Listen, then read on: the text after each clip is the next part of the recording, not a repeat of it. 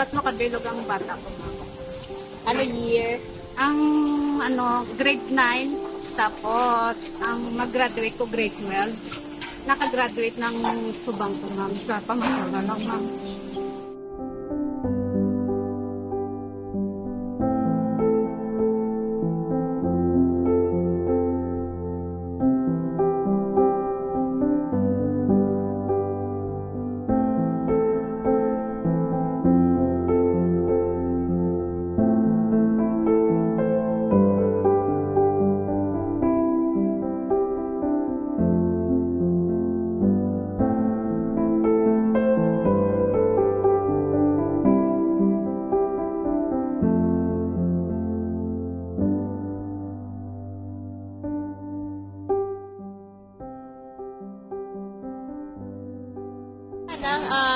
Everyday sa Pamasura, ano ang kinakuha niyo sa basura? Plastic, ma'am, mineral, lata, mga scrap, mga sawa, yung mga tanong-tanong, ma'am, pati mga plastic na mga kilo na. Tira ang inyo pwede makita yung tama. Ang ngamon, ma'am, si Manang nga mga ngamon pakilo, ma'am. Pati ang nari makapakilo kaming may 20.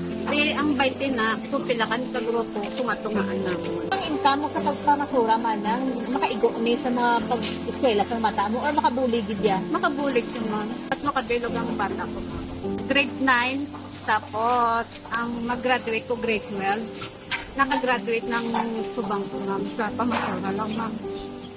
Ano lang sa obra, kahit sabihin nilang Pamasura, at least may kilat ko ka na. Kamay lang ang income pero makabulig sa ibang maano. Naka 1K, Wala. nakabakal ng mag-graduate sa mata. Pero wala ka man mahadlok ma'am kay siyempre ang basura, iba-iba, may higgo ang higgo sa imong health, grabe man. May protection. Ano ka nahimo man ang parang sigurado ng health mo mayo man. Ang Ginoo lang, ma'am. Basta kapangayo lang ko na buligan lang kami na tagaan lang kami mayo sa lawas, ipalayo sa kung ano man ang ano man na sakit, na baladal, ang mo lang nikabuhi na.